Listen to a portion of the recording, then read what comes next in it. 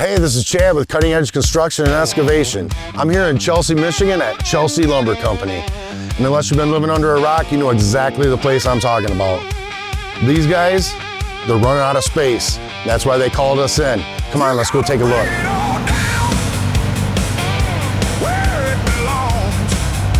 Now, if you don't know Chelsea Lumber, they've been doing this for over 100 years. And you don't last that long around here by accident. That's treating people right, knowing your stuff, and standing behind what you sell. And now they're at the point where they're running out of room. So here's what we're dealing with. We shoot this whole 208-foot run, drops over a foot, so now we're controlling grade, not just replacing asphalt. Now we cut. Straight, clean, consistent lines. You get sloppy here, you're looking at it forever. If that's what you want me to do.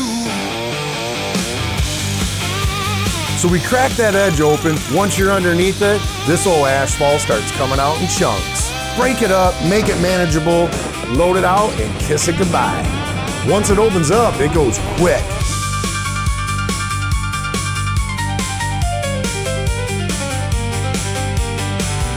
And now that Wilby's rolled in, the base is set, mesh is down, it all comes together and we start bringing it home.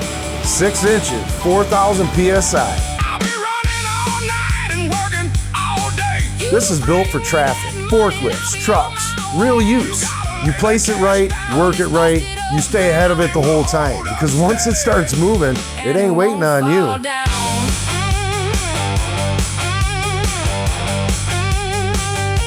Finish it off with a light broom.